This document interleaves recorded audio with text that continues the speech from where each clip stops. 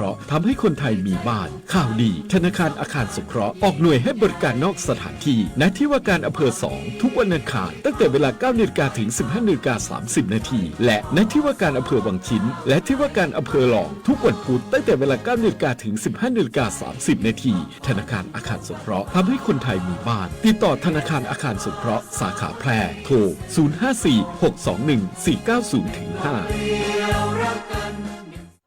มาช่วยกันเฝ้าระวังไฟป่ามา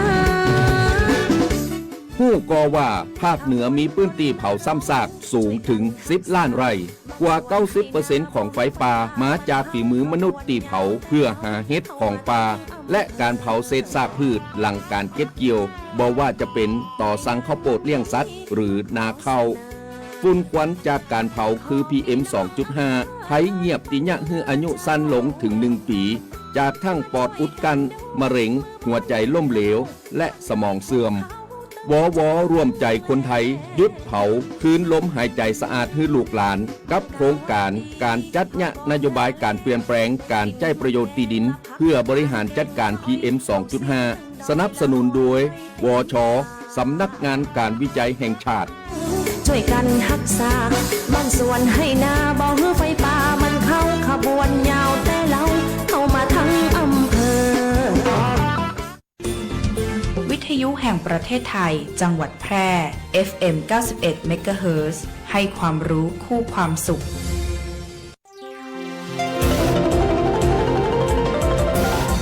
วิทยุแห่งประเทศไทยให้ความรู้คู่ความสุขท่านผู้ฟังกำลังให้เกียรติติดตามรับฟังสถานีวิทยุกระจายเสียงแห่งประเทศไทยจังหวัดแพร่ทำการส่งกระจายเสียงด้วยระบบ FM Stereo Multiplex ความถี่ 91 เมกะเฮิรตซ์ จากนี้ไปรับฟังรายการรักสิ่งแวดล้อม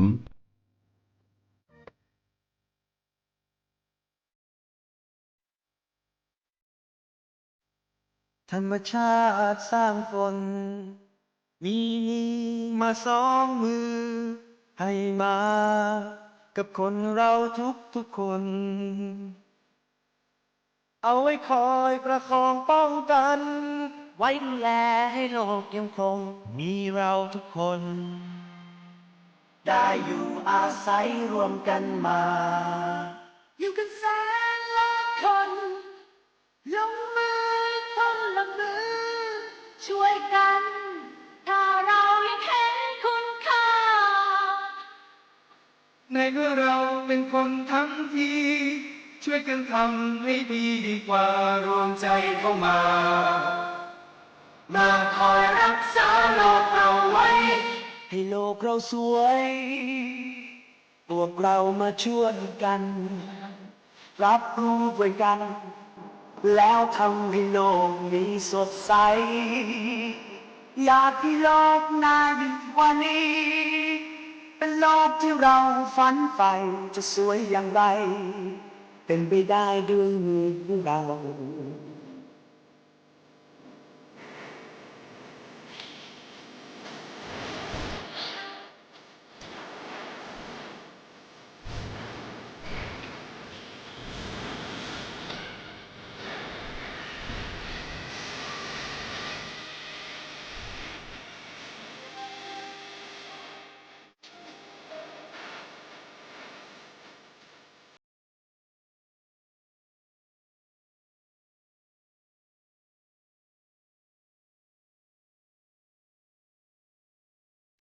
อีกไม่ช้า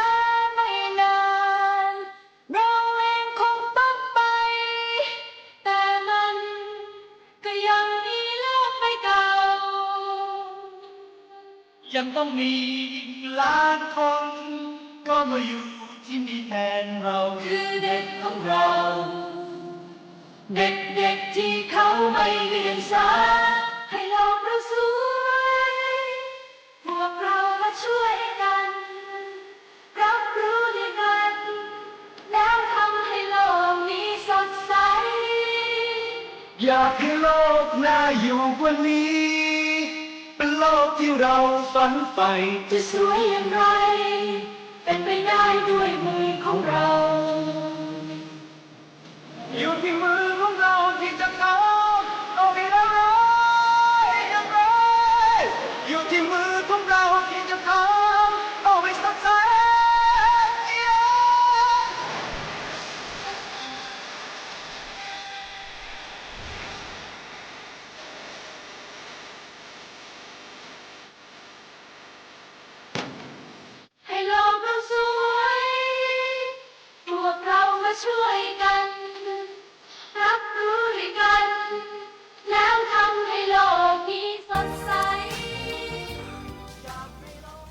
สวัสดีครับผู้ฟังทุกท่านครับพบกับรายการรักสิ่งแวดล้อมทางสวทแพร่ FM 91 เมกะเฮิรตซ์ครับวันจันทร์ที่ 3 มีนาคม 2569 อยู่กับผมแสวงเป้าเพชรเป็นผู้ดำเนินรายการครับเริ่มต้นกันในช่วงเช้าๆของการทำงานครับวันจันทร์เริ่มต้นในการทำงานกันนะครับในสัปดาห์นี้นะครับผ่านพ้นไปนะเดือนกุมภาพันธ์28 วันนะแล้วก็ถ้าเป็นวันทำการนี่ก็เต็มเป๊ะๆเลยเนาะ20 วัน ก็เริ่มต้นกันนะสัปดาห์เดือนที่3นะแป๊บเดียวนี่เนาะเข้ามาหลังปีใหม่2 เดือนไปละนะเดือนที่3กำลังเข้ามานะครับนะแล้วก็ว่ากันว่าเป็นเดือนที่ในความรู้สึกยาวนานนะ31 วันนะไม่ใช่เฉพาะวันทำงานต่างๆเนาะมันมีเรื่องของบรรยากาศอากาศร้อนเนาะหลายคนบอกแหมนะพอหมดหนาวก็ร้อนมาเลยเนาะแล้วก็ฟังพยากรณ์อากาศนะพายุฤดูร้อนนี่จะเริ่มมาอีกแล้วนะวันที่3 ถึง 5ใช่ไหมนะถ้าจำไม่ผิดนะเมื่อวานก็ฟังการพยากรณ์อากาศอยู่นะครับนะก็แต่ว่าจะไม่รุนแรงเหมือนรอบที่ผ่านมานะนี่เป็นการคาดการณ์จากทางกรมอุตุนิยมวิทยานะครับนะเริ่มต้นกันในสัปดาห์แรกของการทำงานครับนะแล้วก็น่าจะหลายคนนะที่ติดตามข้อมูลข่าวสารต่างๆนะครับนะถึงแม้ว่าเหตุการณ์จะเกิดไกลบ้านเรานะครับนะสงครามนะที่กำลังเริ่มว่ากันว่าขยายวงกว้างออกไปนอกอิหร่านนะครับเมื่อวานก็นะใครที่เปิดโซเชียลหรือว่าสื่อทีวีนะเกือบทุกแขนงเลยเนาะโซเชียลนี่ชัดเจนเลยเนาะขึ้นมาเต็มหน้าฟีดไปหมดเนาะสำหรับเหตุการณ์ที่เกิดขึ้นทางตะวันออกกลางนะครับนะบอกไกลบ้านเราเนาะ ไกลบ้านเราแต่ว่าผลกระทบเกิดขึ้นแน่นอนนะในระยะยาวนี่เกิดขึ้นแน่นอนนะครับนะไม่ว่าจะเป็นเรื่องของราคาพลังงานนะเรื่องของอีกอย่างหนึ่งเนาะทองคำ เมื่อวานนี้ก็ดูข่าวเขาบางคนก็เริ่มนะคาดการณ์แล้วนะราคาทองคำนี่จะเพิ่มกันไปขนาดไหนอย่างไรนะครับนะก็ขยับตามเหตุการณ์โลกเหมือนกันเนาะนะครับนะนี่คือสิ่งที่มันเกิดขึ้นนะถึงแม้จะไกลบ้านเรานะแต่ว่าผลกระทบนะที่เห็นเบื้องต้นก็มีคนที่มีญาติพี่น้องทำงานในตะวันออกกลางนะครับไม่ว่าจะเป็นประเทศไหนก็ตามเนี่ยนะบางทีไกลหน่อยก็ไม่เท่าไหร่เนาะแต่ใกล้ๆนะที่เขายิงขี่ปนาวุธข้ามหัวไปข้ามหัวมานะเนาะอยู่ไม่เป็นสุขละนะครับนะก็ติดตามกันเนาะข้อมูลข่าวสารที่อยู่ทั่วโลกนะครับนะถึงแม้ว่าจะไกลบ้านเราแต่ว่าผลกระทบก็ต้องเตรียมรับมือกันบ้างนะครับนะเพราะบ้านเรานี่ก็ต้องอาศัยพลังงานนะที่มาจากทางตะวันออกกลางนี่ก็ค่อนข้างที่จะเยอะเหมือนกันเนาะดูเหมือนจะ1 ใน 3นะถ้าจำตัวเลขไม่ผิดเนาะที่ทางกระทรวงพลังงานได้พูดถึงนะครับ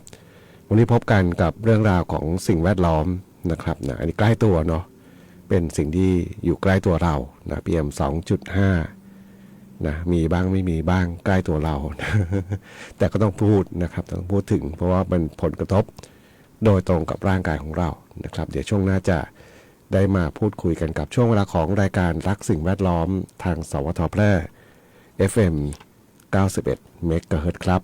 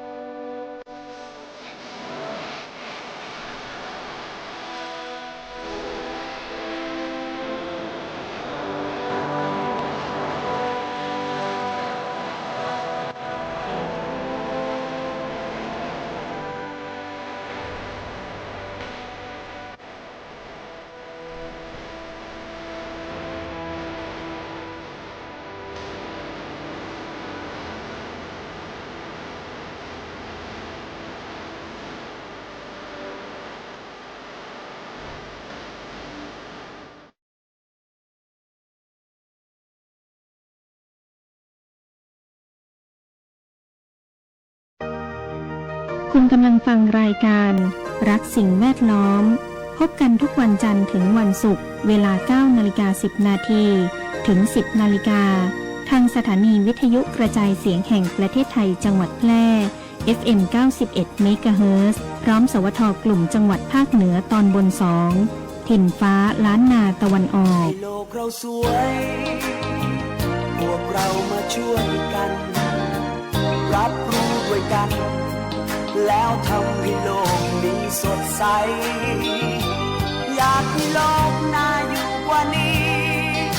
เป็นโลกที่เราฝันใฝ่จะสวยอย่างไร เป็นไปได้ด้วยมือของเรา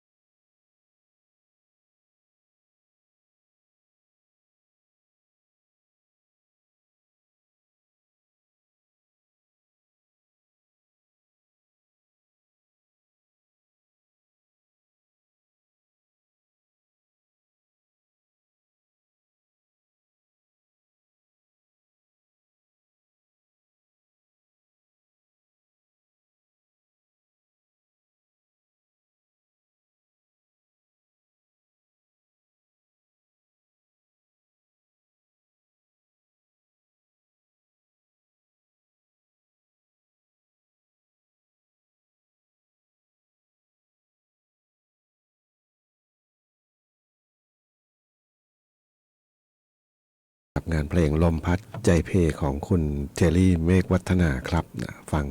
สบายๆครับนะสำหรับบรรยากาศที่อุ่นขึ้นร้อนขึ้นนะ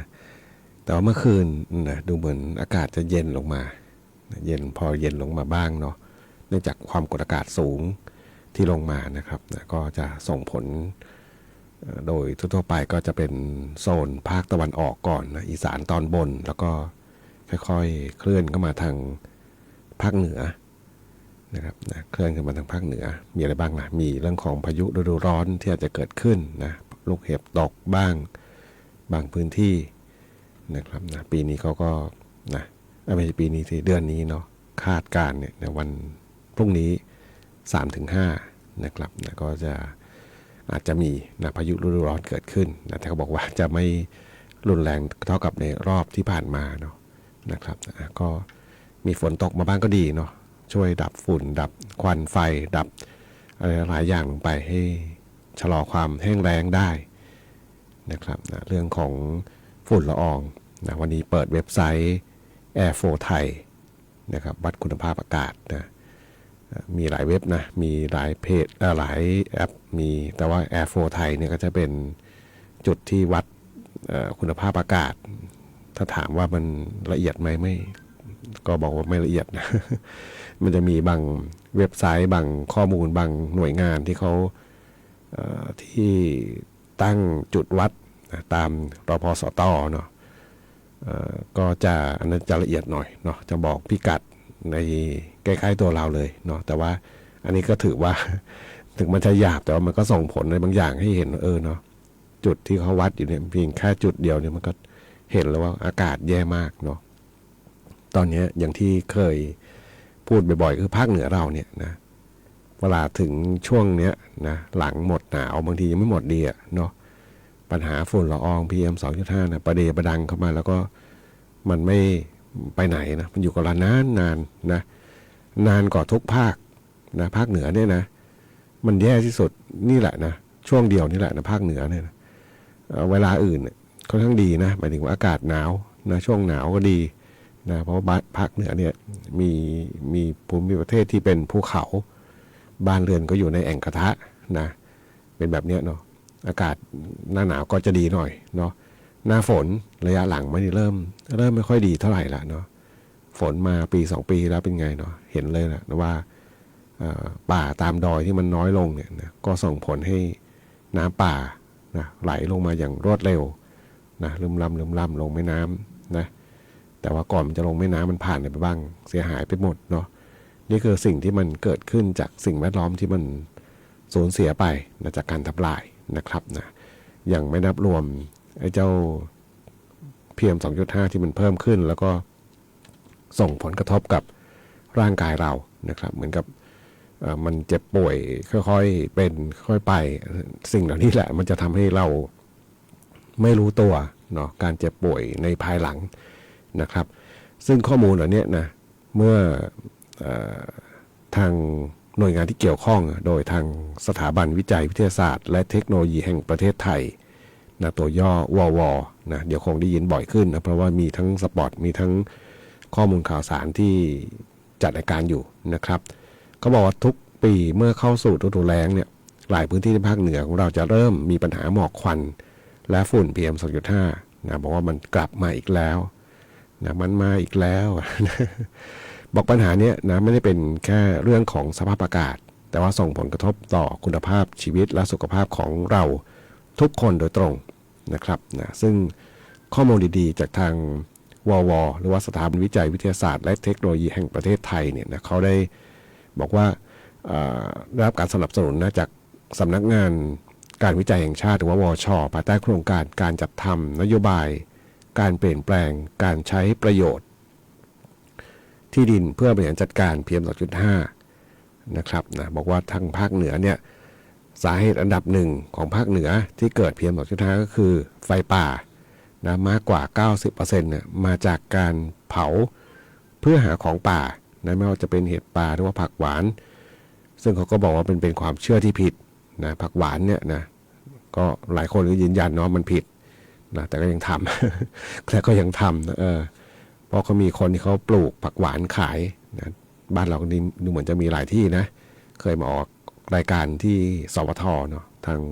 ถ้าจำไม่ผิดเนี่ยทางอำเภอเด่นชัยก็ปลูกนะปลูกเอาผักหวานป่ามาปลูกมันอาจจะยากหน่อยเนาะแต่ว่าด้วยความมานะพยายามก็ได้ผลเนาะแล้วก็ไม่ได้เกิดจากการเผาด้วยที่จะต้องแตกยอดออกมานะครับซึ่งเป็นความเข้าใจที่ผิดนะเผาแล้วผักหวานแตกยอดแตกไหมปกติมันต้องแตกแหละนะถึงไม่เผาก็แตกเนาะเป็นไม้ที่วงจรชีวิตก็เป็นแบบนั้นนะครับซึ่งความร้อนของการเผาเนี่ยมันทำลายระบบนิเวศไปอย่างรุนแรงเนี่ยนะไม่ว่าจะเป็นเรื่องของคุณภาพดินที่เสื่อมลงเนาะเพิ่มความร้อนให้กับสภาพอากาศนะครับนะการเผาแต่ละครั้งเนี่ยบอกเผาซ้ำๆในทุกๆปีเนี่ยในพื้นที่ภาคเหนือประมาณสัก10 ล้านไร่เนี่ยนะก็ทำให้ภูมิประเทศที่เป็นแอ่งกระทะเนี่ยเกิดปัญหาฝุ่น PM 2.5 จนกลายเป็นภัยเงียบนะจากข้อมูลของฝุ่นเหล่านี้เนี่ยทำให้เราเนี่ยนะที่อาศัยภาคเหนือเนี่ยเสี่ยงต่อมะเร็งปอดโรคหัวใจล้มเหลวและสมองเสื่อมนะส่งผลให้คนไทยที่มีทำให้อายุขัยเฉลี่ยเนี่ยสั้นลง1 ปีนะอายุขัยเฉลี่ยสั้นลง1 ปีนะครับนะส่วนโทษก็มีเนาะใครที่เผานะโทษจำคุกสูงสุด7 ปีปรับไม่เกิน100,000นะครับนะอันนี้ก็เป็นเรื่องของโทษเนาะก็เหมือนกับออกมาคู่ๆ นะครับซึ่งทางววเนี่ยเขาก็มีแนวคิดนะที่เสนอแก้ไขปัญหาด้วยการส่งเสริมให้มีโครงการดีๆก็คือการเพาะเห็ดป่าปลูกผักหวานป่านะเพื่อให้สนับสนุนการเกษตรผสมผสานนะการเพาะเห็ดป่าเช่นเห็ดตับเต่าเห็ดละโงกเห็ดเพาะเห็ดไข่เหลืองนะแล้วก็ปลูกผักหวานร่วมกับพืชอื่นๆนะให้กับชาวบ้านเนี่ยได้เขาเรียกเป็นการเสริมรายได้ให้กับชุมชนนะครับอันนี้ก็น่าจะมีพวกพืชอื่นเลยนะที่เห็นมีภาคเหนือเนี่ยจะมีพวกกาแฟ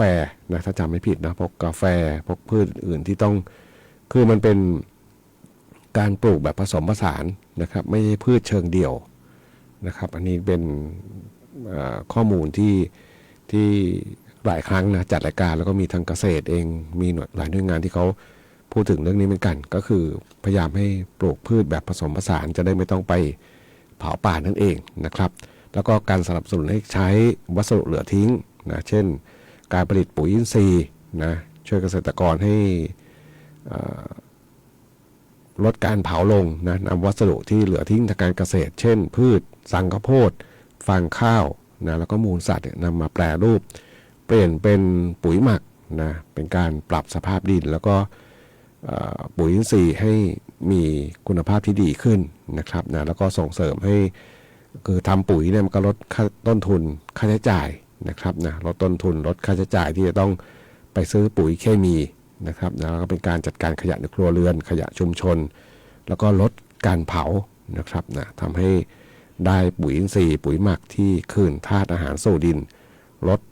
ต้นทุนค่าปุ๋ยเคมีได้อย่างมหาศาลนะครับนะแล้วก็การส่งเสริมการปลูกพืชที่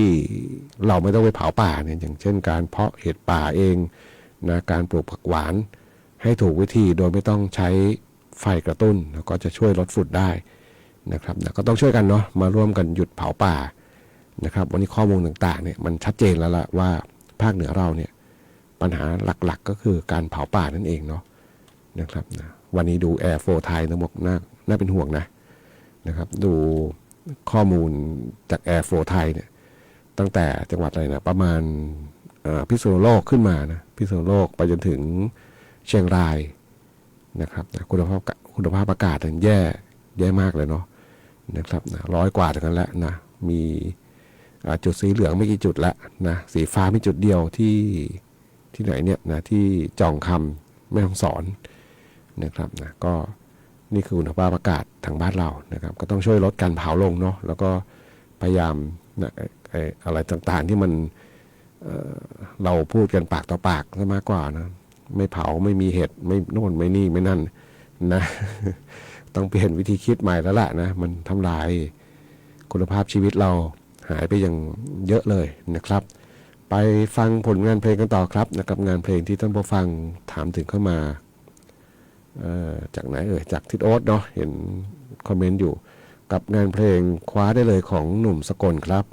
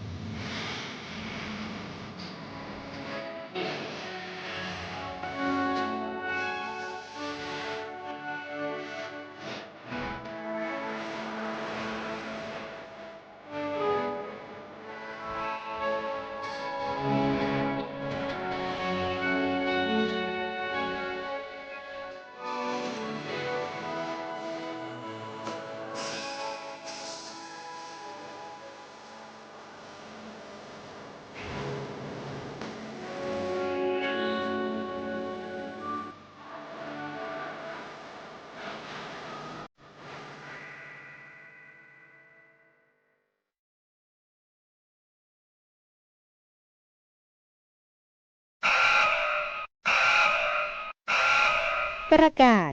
เตือนภัยแล้งซ้ำซากข้าวอ้อยพืชผลทางการเกษตรเสี่ยงเสียหายเกษตรกรและพี่น้องประชาชนเตรียมความพร้อมรับมือให้ดีโค ขุดบ่อจิ๋วทำธนาคารน้ำใต้ดินปลูกพืชผักไม้ผลทนแล้งติดตามข่าวสารพยากรณ์อากาศอย่างใกล้ชิดหากทางราชการประกาศว่าจะเกิดภัยแล้งให้รีบกักเก็บน้ำสะอาดไว้ใช้ให้เพียงพอภัยแล้งป้องกันได้ร่วมมือกันในวันนี้เพื่อไม่ให้เราขาดแคลนน้ำในวันข้างหน้าหยุดพฤติกรรมใช้น้ำทิ้งขว้างหันมาใช้น้ำอย่างประหยัดปรารถนาดีจากองค์การบริหารส่วนจังหวัดแพร่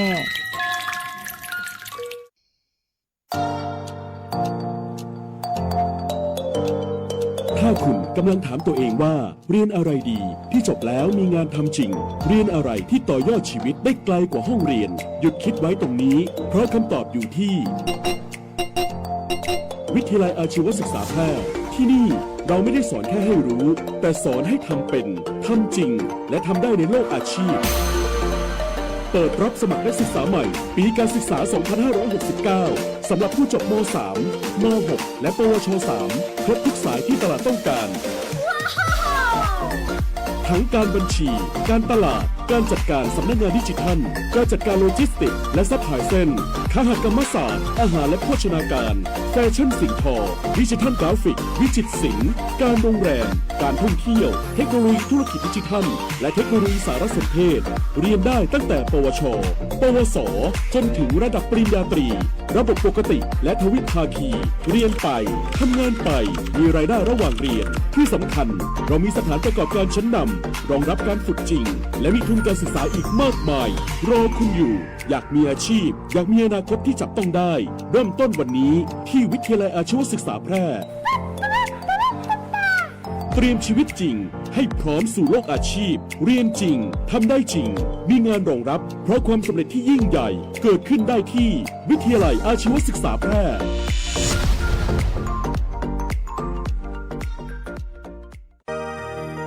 คุณกำลังฟังรายการรักสิ่งแวดล้อมพบกันทุกวันจันทร์ถึงวันศุกร์เวลา 9:10 นาทีถึง 10 นาฬิกาทางสถานีวิทยุกระจายเสียงแห่งประเทศไทยจังหวัดแพร่ FM 91 เมกะเฮิรตซ์พร้อมสวทกลุ่มจังหวัดภาคเหนือตอนบน 2 ถิ่นฟ้าล้านนาตะวันออกโลกเราสวยพวกเรามาช่วยกันรับรู้ด้วยกันแล้วทำให้โลกนี้สดใสอยากให้โลกน่าอยู่กว่านี้เป็นโลกที่เราฝันใฝ่จะสวยอย่างไรเป็นไปได้ด้วยมือของเรา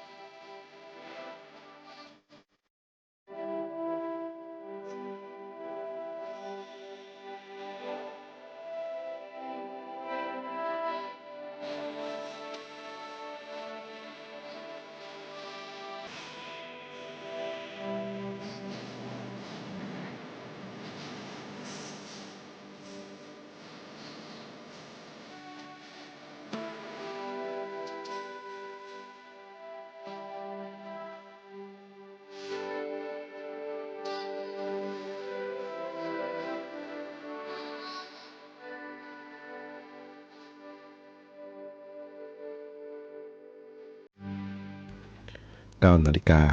48 นาทีครับกับช่วงเวลาของรายการรักสิ่งแวดล้อมทางสวทแพร่ FM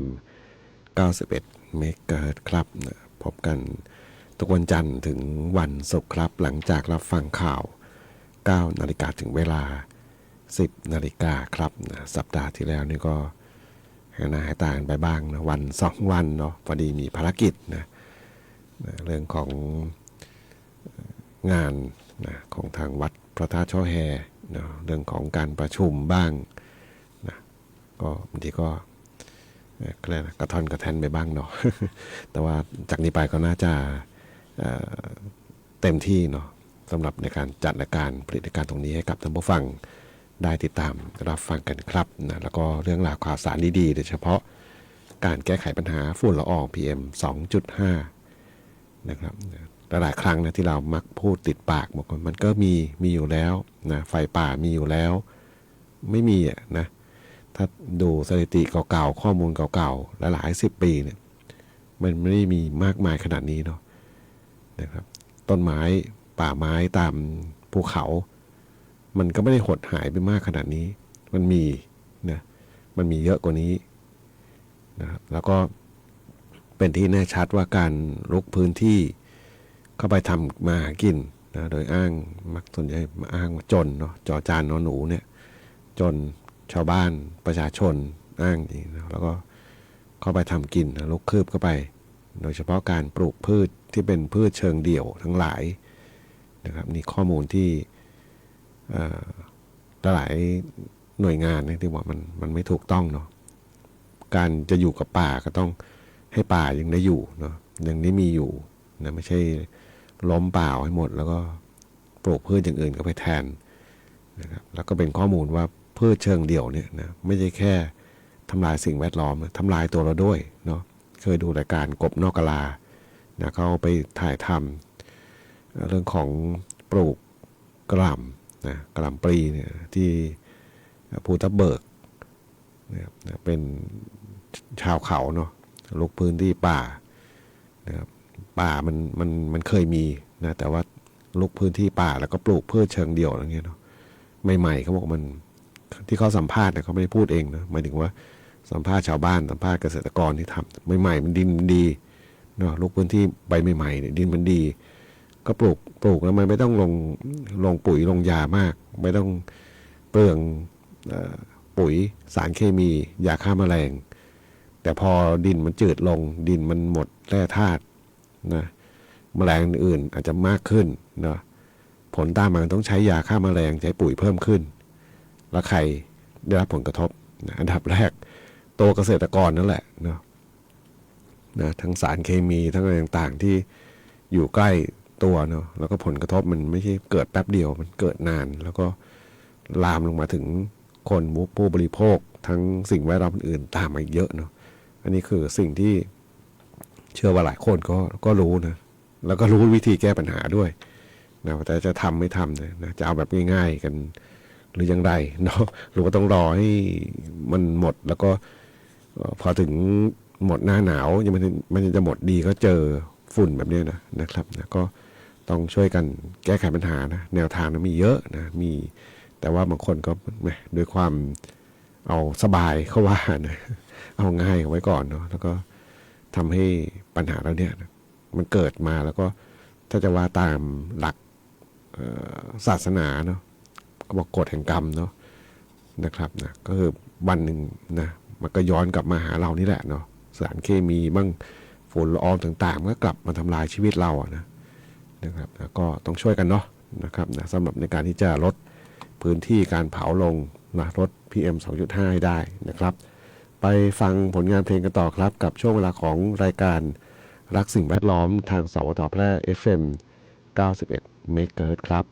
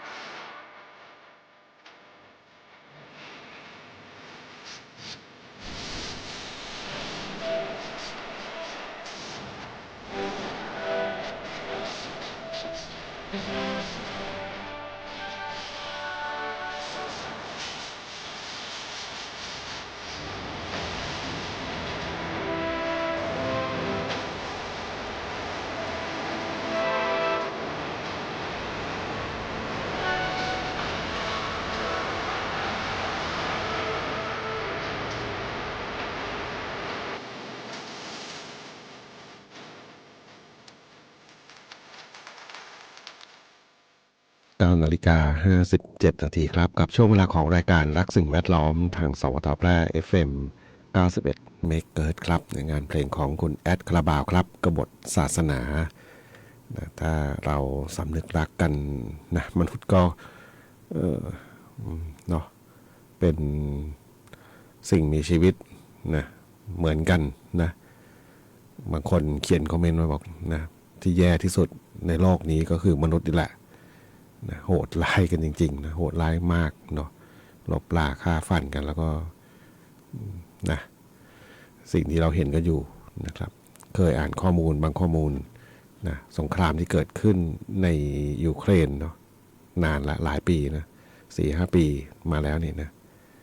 ไม่ส่งผลกระทบแค่เขาเรียกอะไรแค่ความเสียหายแค่เล็กน้อยนะหมายถึงชีวิตประชากรที่หายไปด้วยจำนวนมากเนาะแล้วก็สัตว์บางชนิดนะพฤติกรรมเปลี่ยนไปนะผมเคยอ่านบทความหนึ่งสุนัขเนาะพฤติกรรมเปลี่ยนไปนะจากเดิมที่มนุษย์เราเลี้ยงเขาเป็นเพื่อนกับเรานะในความรักต่างๆแล้วก็เป็นเหมือนกับเป็นสัตว์ที่รักโดยไม่มีข้อแม้เนาะแต่ว่าพอเกิดสงครามนะความหวาดระแวงต่างๆนะไม่ใช่เกิดกับมนุษย์อย่างเดียวเนาะกับสัตว์เหล่านี้ด้วยเนาะก็บอกพฤติกรรมเปลี่ยนไปเนาะจะกลายเป็นสัตว์ป่าไปแล้วเนาะก็คือจะมีความหวาดระแวงมีความไม่ไว้ใจมนุษย์เดรัจฉานนะครับอะไรหลายอย่างก็เปลี่ยนไปเนาะมาดูพยากรณ์อากาศเช้านี้ถึงเช้าวันพรุ่งนี้ครับภาคเหนืออากาศร้อนกับมีฟ้าหลวงในตอนกลางวันอุณหภูมิต่ำสุดอยู่ที่15 ถึง 24 องศาเซนเซียสครับสูงสุดอยู่ที่ 34 ถึง 38 องศาเซนเซียสเกือบ 40 แล้วนะนะร้อนมากนะดูแลสุขภาพร่างกายกันด้วยครับวันนี้รายการรักสิ่งแวดล้อมทางสวทแพร่ FM 91 เมกะเฮิรตซ์คงต้องนำรายการท่านผู้ฟังก่อนพบกันใหม่ในวันพรุ่งนี้ขอความสุขความโชคดีมีแต่คุณผู้ฟังทุกท่านสวัสดีครับ